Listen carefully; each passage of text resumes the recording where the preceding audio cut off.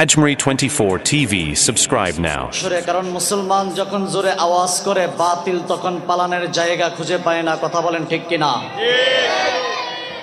মুসলমান যখন আবার আওয়াজ করে বাংলাদেশের নাস্তিক মুরতাদরা তখন পালাইতে গিয়ে নিজেদের অস্তিত্বকে তারা বিলীন করে, নিজেদেরকে তারা বাংলাদেশের মানচিত্র থেকে তারা হটায়া নিতে বাধ্য হয়। কথা বলেন ঠিক কিনা? তখন মনে করবেন গোটা পৃথিবীর পরাশক্তি, গোটা পৃথিবীর সবথেকে বড় শক্তিধর যাদেরকে বলা হয়, গোটা পৃথিবীর মধ্যে যারা তাদের সূর্যকে অস্তে যায় না, যখন মুসলমান তাকবীর দেয় তখন এই সমস্ত ইহুদিরা তাদের বাড়িঘর ছেড়ে মাটির নিচে বাংকারে পৌঁছাইতে, মাটির নিচের বাংকারে তারা ঢুকে লুকাইতে, লুকায় আবার মাঝে মধ্যে চুপি দেয়। মুসলমান দেখে কিনা? কথা বলেন ঠিক কিনা? আপনারা জানেন এদেশ মুসলমানের দেশ। এদেশে ৯০% মুসলমান। এদেশের পথে ঘাটে বাজার হাটে বিল্ডিং এর সাথে সদা সর্বদা ইসলাম কোরআনের নিদর্শন পাওয়া যায়। কিন্তু আমরা দেখেছি বিগত ১৬টা বছর এদেশের ঢাকা বিশ্ববিদ্যালয়ে কোরআন তেলাওয়াত বন্ধ করা হয়েছে, মসজিদের মাইকের আজানকে বন্ধ করা হয়েছে, ওলামায়ে কেরামের কোমরের মধ্যে রশি বাঁধা হয়েছে, হাফেজে কোরআনদেরকে অ্যারেস্ট করে আয়নাগরে ঢুকানো হয়েছে। আবার যখন মুসলমান জেগেছে তখন তারা দেশ থেকে পালাতে বাধ্য হয়েছে। কথা বলেন ঠিক কিনা? মুসলমান জীবিত আছে কিনা? এই আওয়াজে আরো জোরে বলেন, জোরে জোরে জোরে আল্লাহু আকবার। তোমার দে মুসলমান হাই, তোমার দে মুসলমান, তোমার দে মুসলমান হাই, তোমার দে মুসলমান। এক হাত মে তলওয়ার মে এক হাত মে কুরআন। এইভাবে আল্লাহু আকবার বললে কি বাতিল ভয় পাবে?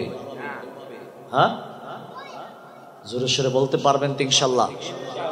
এই যে জায়গাটা খালি যুবক, ইয়াং, তরুণ, কিন্তু এরাও বসে রয়েছে চেয়ারে। কি রে বাবা, দ্রুত সামনে সামনে, এই খালি জায়গা রাখা যাবে না, দ্রুত সব সামনে আসেন। যারা বসে আছেন ওই জায়গার মধ্যে চেয়ারে, চেয়ারম্যান সাহেবরা দাঁড়ান তো একটু সবাই তাড়াতাড়ি। যুবক, ইয়াং, কিশোর, তোমাদেরকে ডাকতেছি, দ্রুত আপনারা দ্রুত চলে আসেন। আল্লাহ তুমি কবুল আর মঞ্জুর করে না, বলেন আমিন। তাহলে আপনাদেরকে পরিষ্কার একটা বিষয়, মুসলমান আল্লাহু আকবারের আওয়াজ যখন স্লো করেছে, আল্লাহু আকবারের আওয়াজ যখন মুসলমান আসতে দেওয়া শুরু করেছে, তখন অবস্থাটা হয়েছে এমন, পৃথিবীর মানচিত্রের যেই দিকে তাকাইছি সেই দিকে মুসলমানের উপর অত্যাচারের স্টিমার রোলার চালিয়েছে। তখন দেখা যায় ফিলিস্তিনের মুসলমানদেরকে বম্পিং করা হয়েছে। আমরা দেখেছি লেবাননের মুসলমানদেরকে বম্পিং করে বাড়িঘরকে ধূলিসাৎ করেছে। আমরা দেখেছি সিরিয়াতে মুসলমানদেরকে গুলি করে পাখির মতো মেরেছে। আমরা দেখেছি লিবিয়াতে গৃহযুদ্ধ বাজিয়ে মুসলমান দিয়ে মুসলমানকে হত্যা করিয়েছে। আমরা দেখেছি বাংলাদেশের পার্শ্ববর্তী দেশ বার্মার মুসলমানদের বুকটা ফেরে কলিজাটা বের করে দাঁত দিয়ে চাবিয়েছে। আমরা দেখেছি বাংলাদেশের নাস্তিক মুরতাদরা কোরআনের বিরুদ্ধে, হাদিসের বিরুদ্ধে, রাসূলের হাদিসের অবমাননা করতে বিন্দু পরিমাণও দেরি করে নাই। আজকে পরিষ্কার বলি, আবার যখন মুসলমান আল্লাহু আকবার বলেছে, নেতানিয়াহু ইসরাইল ধ্বংসস্তূপে পরিবর্তন হয়েছে। কথা বলেন ঠিক কিনা? মুসলমান আওয়াজ আসতে হবে না জোরে হবে? যারা বলছে এরা বলেনি আওয়াজ আসতে না জোরে? পারবেন তো ইনশাল্লাহ? অনেকে বলে তাই মুসলমান এরা শান্তি প্রিয়, কথা সত্যি, মুসলমান। কিন্তু দেখা যায় মুসলমানের উপর অত্যাচারের স্টিমার রোলার যখন চলে তখন তাদের মানবাধিকারের মুখের মধ্যে কুলুপ ঢুকায়া রাখে। কথা বলেন ঠিক কিনা? এই কথা বলতে ভয় পান, আওয়াজ করতে ভয় পান? কি হবে? যা হবার তাই হবে। কি হবে? যা হবার তাই হবে। আমরা সংখ্যাগরিষ্ঠ মুসলমানের দেশে কোরআনের পক্ষে বলবো, সংখ্যাগরিষ্ঠ মুসলমানের দেশে রাসূলের হাদিসের পক্ষে বলবো, স্বৈরাচারের বিরুদ্ধে বলবো, কোরআনের বিরুদ্ধে যারা অবস্থান নিয়েছে তাদের বিরুদ্ধে বলবো। যদি তাদের পক্ষপাতিত্ব কোনো গোষ্ঠী করে, তাদের ইসকন নামক ওই গোষ্ঠীর জায়গা বাংলার মাটিতে হবে না। কথা বলেন ঠিক কিনা? মুসলমান খুব ভালো মতো বুঝবেন, সময় অল্প, বিক্ষিপ্তভাবে কিছু ইমানি জাগরণের আলোচনা করতে হবে। আজকে মুসলমানের আওয়াজ ছোট হওয়ার কারণে তারা ভেবেছিল মুসলমানকে মনে হয় দুনিয়া থেকে চিরতরে ধূলিসাৎ করতে পারবে, কিন্তু তাদের ধারণাও ছিল না বিদেশি প্রভুদের সাহায্যের দ্বারা 16 বছরের স্বৈরাচারী শাসনের পরেও ওলামায়ে কেরামকে ডান্ডাবেরি পরিয়েও শীর্ষস্থানীয় ওলামায়ে কেরামদেরকে ফাঁসির কাস্টে ঝুলিয়েও তারপরে তারা দেখে ওলামায়ে কেরামের পক্ষে তাদের মাহফিলে, তাদের আওয়াজে, তাদের স্লোগানে, তাদের কথায় মানুষ নিজেদের জীবন দিতে তৈরি হয়ে গেছে। ঠিক কিনা? শুধু তাই নয়, পরিষ্কার স্পষ্ট আমরা দেখতে পাই ইতিহাসের মধ্যে যারা কোরআনের বিরুদ্ধে অবস্থান নিয়েছে তারা পৃথিবীর যেই জায়গায় যায় তাদের জন্য জুতার বাড়ি অপেক্ষা করে। ঠিক? মুসলমান, আমাদের বাংলাদেশের এক নাস্তিক, এটারে বাংলাদেশ থেকে আইটেম দিছে একটা, ইন্ডিয়ার মুর্শিদাবাদের স্টেজে আমি যখন উঠি মাহফিল করতে, আমার হাত মুসরার এক হুজুর কয়, হুজুর আপনারা আইটেম দিছেন একটা, এই সাউন্ডটা বাড়ান না।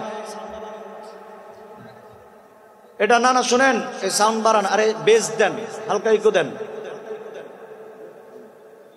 খুব ভালো মতো বুঝেন, মুর্শিদাবাদের স্টেজে যখন উঠি তখন আমার হাত মোড়ায় আর বলে, হুজুর আপনাকে একটা বিষয় বলি, আপনারা তো আইটেম দিছেন একটা, আমরা আইটেম সাথে আরো 2টা দিছি।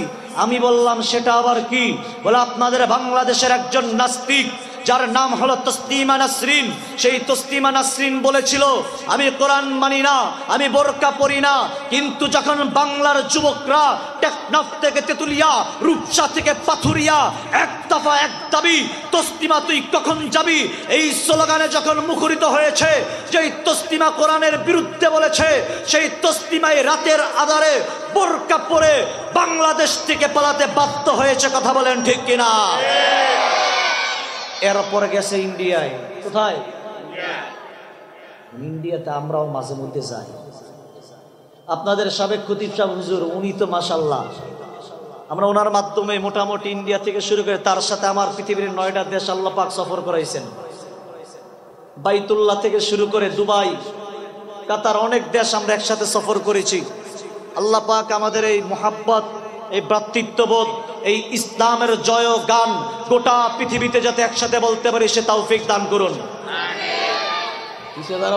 একটু বেজার হয়েছে, আর আমিনের আওয়াজ নাই, জোরে সোরে চিৎকার দিয়ে বলেন আল্লাহুম্মা আমিন। আমি জিজ্ঞাসা করলাম এই আইটেমটা কি আবার 2টা? বলে আপনারা বাংলাদেশ থেকে একটা আইটেম দিছেন, অর্থাৎ আপনারা দিছেন জুতার বাড়ি। যখন আমাদের কলকাতাতে আসছে আমরা জুতার সাথে ঝাড়ু এবং চেয়ারের বাড়ি দিয়েছি। কথা বলেন ঠিক কিনা? তার মানে আমার পরিষ্কার বুঝে আসছে, যারা কোরআনের বিরুদ্ধে অবস্থান নেয়, বাংলাদেশ যাদেরকে জায়গা দেয় না, এরা পৃথিবীর কোথাও জায়গা পায় না। কোরআনের বিরুদ্ধে অবস্থান নিয়েছিল তসলিমা নাসরিন, টিকতে পারে নাই। দাউদ হায়দার টিকতে পারে নাই। আহমদ শরীফ টিকতে পারে নাই। লতিফ সিদ্দিকী মন্ত্রিত্ব টিকাইতে পারে নাই। টাকলা মুরাদ নমিনেশনই পায় নাই। এই সমস্ত নাস্তিকদেরকে পক্ষপাতিত্ব করে স্বৈরাচার আওয়ামী লীগ ক্ষমতায় থাকতে পারে না। কথা বলেন ঠিক কিনা? ভয় পান? জীবন দেওয়ার মালিক কে? আল্লাহ। জমিন কার? আল্লাহ। এই আওয়াজে হবে না, আরো জোরে বলতে হবে। জমিন কার? আল্লাহ। আসমান কার? আল্লাহ। আমরা কার? আল্লাহ। অনেকে চুপচাপ আছে, সন্দেহ আছে। মুসলমান, আল্লাহ রাব্বুল আলামিন বলেন যালিকা বিআন্নাল্লাহা মাওলাল্লাযীনা আমানু,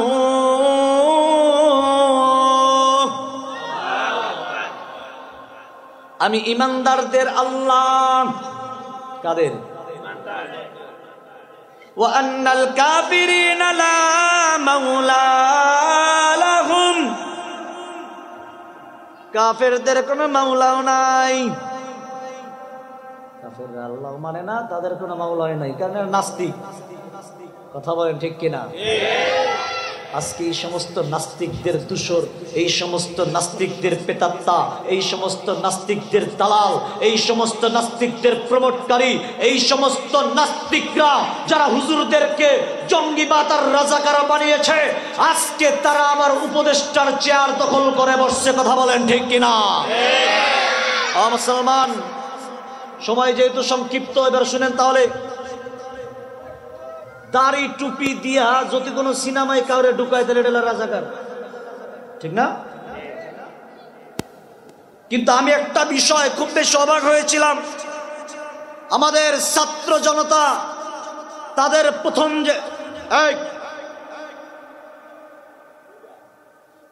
প্রথম যে স্লোগান শুরু হয়েছিল, তুমি কে আমি কে, কি বলছিল?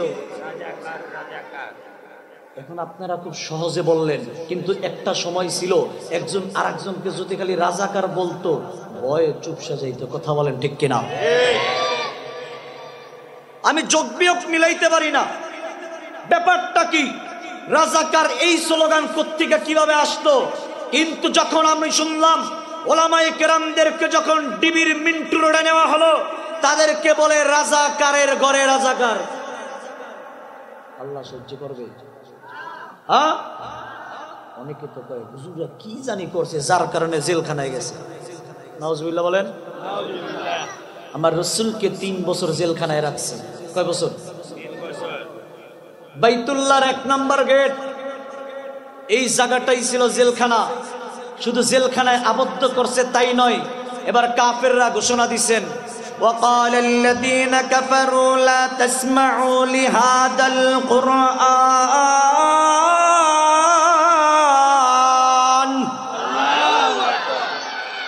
এই কাফেররা এবারে ঘোষণা দিলেন কোরআন শোনা যাবে না, কোরআন ধরা যাবে না, যারা কোরআন পড়ে এদের সাথে সম্পর্ক রাখা যাবে না।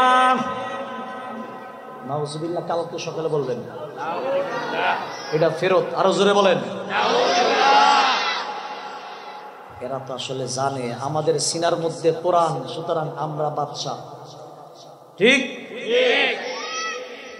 কবিতার ভাষায় খুব সুন্দর করে বলেন, আবে জমজম খুরদাবুদাম আবে শুরা কাই খুরাম, আবে জমজম খুরদাবুদাম আবে শুরা কাই খুরাম, বাদশাহী করদাবুদাম পাশে বাণী কাই গুনাম। আল্লাহু আকবার। যেই ব্যক্তি জমজমের পানি পান করে, ওই ব্যক্তি সাগরের লবণাক্ত পানি পান করে। পান করে? সামনে জমজমের পানি আর সাগরের লবণ পানি, কোনটা পান করবে? আবে জমজম খুরদাবুদাম আবে শুরা কাই খুরাম, বাদশাহী করদাবুদাম পাশে বাণী কাই কুনাম। আল্লাহু আকবার।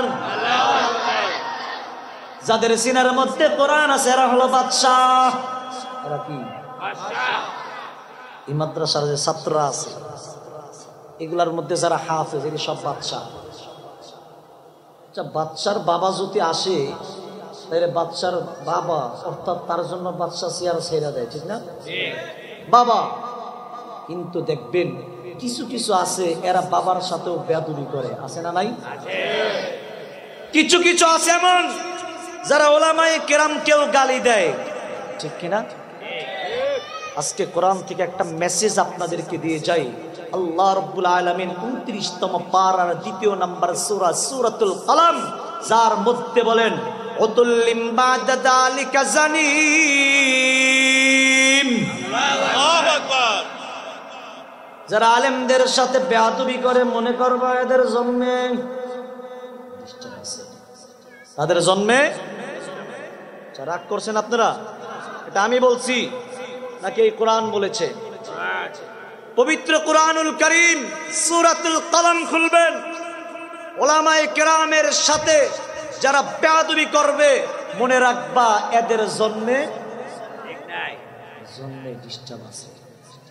আবার দেখবেন অনেক সময় ডাকাত সন্ত্রাস, কিন্তু দেখবেন উলামায়ে কেরামের সাথে বেয়াদবি করে। আমি গেলাম সেই কুমিল্লা মেঘনার বালুচর, রাতে যখন আসতেছি রাস্তার মধ্যে, তখন তারা ওই জায়গার মধ্যে গাছের গুড়ি ফেলাইছে। ড্রাইভার দেখা আরো জোরে টান, না থামো, যে ভিতর থেকে লাইটটা জ্বালাইছে। আমি কই বাবা মাহফিলে গেছিলাম। ও এই হুজুর মাহফিলে গেছিল, ছেড়ে দে ছেড়ে দে ছেড়ে দে। তার মানে আমি যে জিনিসটা বুঝছি, এটা ডাকাত হতে পারে কিন্তু তার জন্মের কোনো ঠিক, তার জন্মের কোনো ভেজাল নাই, ঠিক না? ডাকাত হতে পারে কিন্তু তার জন্মে কোনো ভেজাল নাই।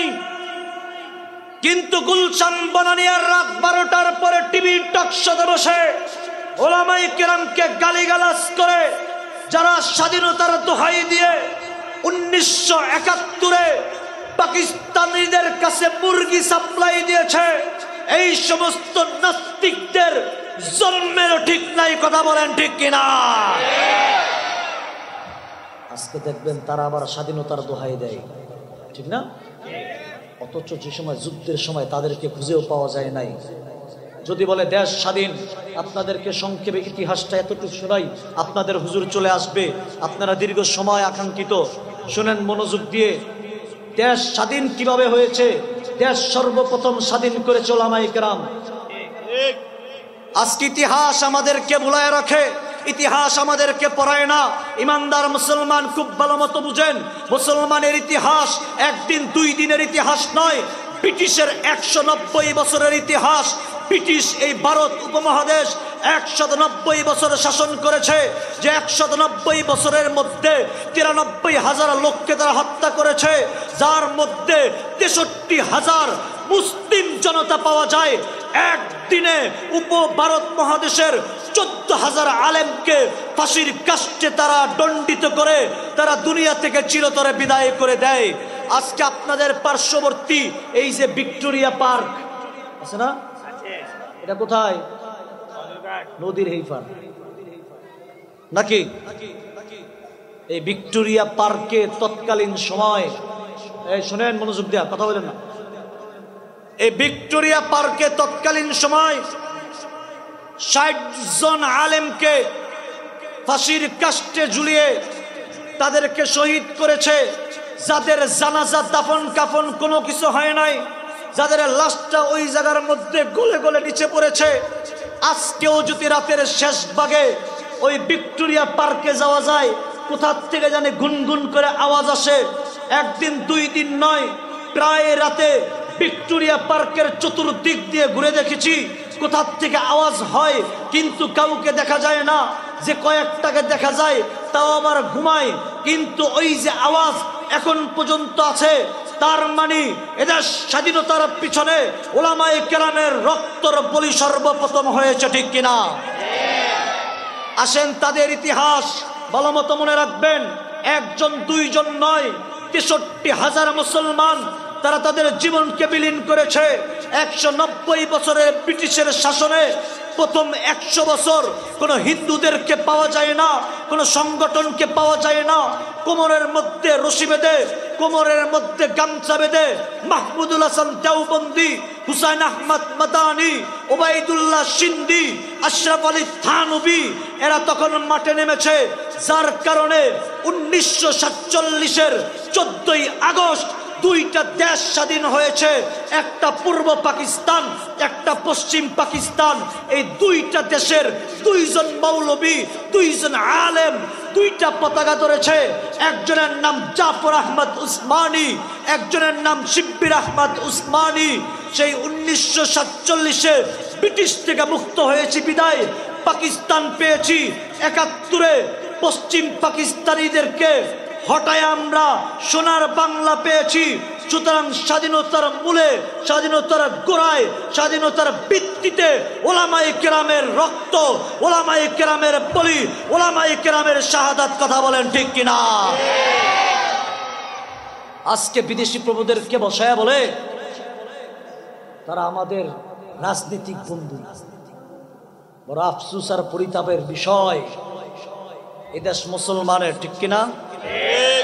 এদেশ শুধু মুসলমানের তাই নয়, এদেশের মুসলমান হলো সব থেকে ঠান্ডা মেজাজের, ঠিক না? বাংলাদেশের কোন মসজিদ, কোন মাহফিল, এগুলা সবগুলাকে তারা আবদ্ধ করে রাখছিল। মাহফিলে কথা বলা যায় না। আমি ইন্ডিয়ার প্রত্যেকটা স্টেট, ইউপি থেকে কাশ্মীর, কলকাতার সব জায়গার মধ্যে আমি ঘুরে ঘুরে আমি ইসলামের কথাগুলো আমি বলেছি। তাদের ওই জায়গায় বাধা দেয় না, কিন্তু বাংলাদেশে বাধা দেয়। কিন্তু তারা এটা জানে না, পাইপের মাথা যদি সাইফা ধরে তাইলে স্পিড বাড়ে না কমে? হ্যাঁ, আমাদের তিন দিক দিয়ে তারা একদিকে বঙ্গোপসাগর, ঠিক কিনা? ভাবছে আমাদেরকে চেপে ধরবে, কিন্তু আমাদেরকে চেপে ধরলে দেখা যায় তাদের অস্তিত্ব ঠিক থাকবে না, কথা বলেন ঠিক কিনা? শুধুমাত্র আমাদেরকে নিয়ে কথা বলেছে। মণিপুর, আসাম, দাউ দাউ আগুন শুরু হয়েছে, ঠিক না? এটা তো খবর রাখবেন না। খবর রাখে কোন ক্রিকেটার কয়টা ছয় মারছে, কোন বেড়ায় কয়টা গোল দিছে। আজকে আমাদেরকে ভোলায় রাখতেছে, আজকে আমাদেরকে ইহুদিরা, আজকে আমাদেরকে খ্রিস্টানরা আমাদেরকে এইভাবে অন্ধ করে রাখছে। কোরআন থেকে, হাদিস থেকে আমাদেরকে দূরে সরাইয়া দিছে, এবং কোরআন যাতে আমরা না পড়ি, এই জন্য সকালবেলা ফজরের পরে আমরা ছোটবেলা মক্তবে যায় কোরআন পড়তাম, ফজরের পরে কোরআন পড়ে এরপরে আমরা স্কুলে যাইতাম। আর এখন সকালবেলা ফজরের আগের থেকে টাইয়ার কোট পরায়, কই যায় জনি জনি ইয়েস বাবা শিখতে, ঠিক কিনা? সকালবেলা খালি পেটে কেউ যদি আপেল খায়, এরপরে সারাদিন যাই খায়, ডেকে আসতে গন্ধ কিন্তু আপেলেরই হয়। বাস্তব না বাস্তব? আপনি সকালবেলা খালি পেটে আপনি আপেল দিবেন, ডেকে আসলে গ্রাম পাইবেন আপেলের।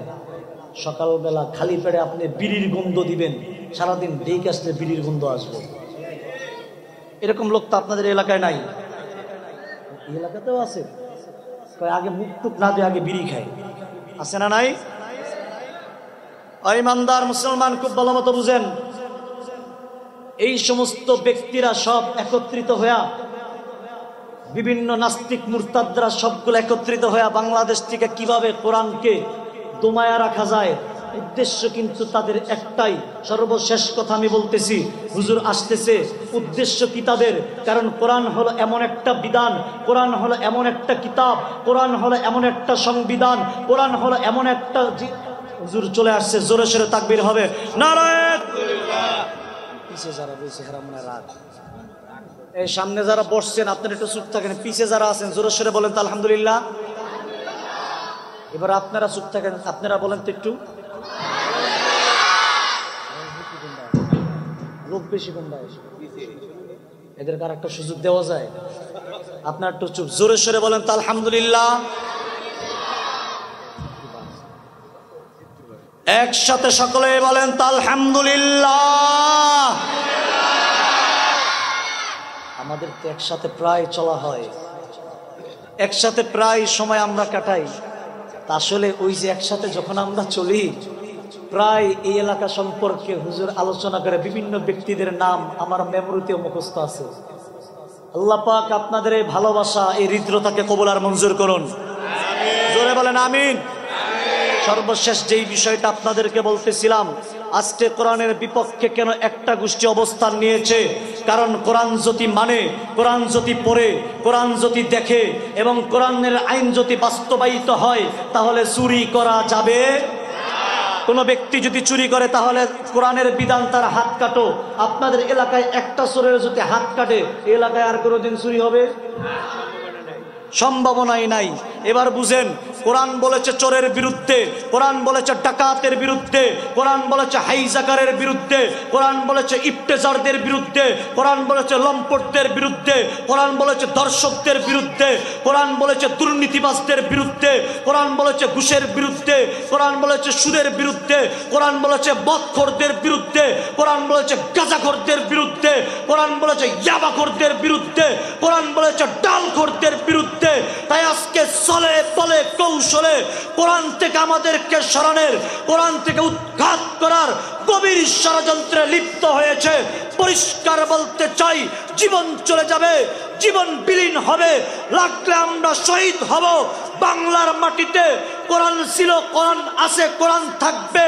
যদি আর একটা মুক্তিযুদ্ধ যদি করতে হয়, আর একটা আন্দোলনের ডাক যদি আসে, কোরআনের পক্ষে নিজেদের জীবনের, নিজেদের শরীরের তাজা রক্ত ঢেলে দিয়ে ইসলামের জন্য সকলে জীবন উৎসর্গ করে দিব। আল্লাহ কবুল আর মঞ্জুর করুন। পারবেন তো ইনশাল্লাহ? পারবেন তো ইনশাল্লাহ? আল্লাহ আপনাদের আওয়াজকে কবুল আর মঞ্জুর করে বলেন আমিন। হুজুর ক্লাস করান, আমিও মাঝে মধ্যে খুব মনোযোগে শুনি। এই জায়গাটা, খালি জায়গাটা, যারা এই খালি জায়গাটা পূরণ করেন তাড়াতাড়ি। হুজুরের সঙ্গে উঠাউঠি করা যাবে না, তাড়াতাড়ি আসেন, পৌঁছাইতে পারি সে তৌফিক দান করুন আমিন। এবং আপনারা যারা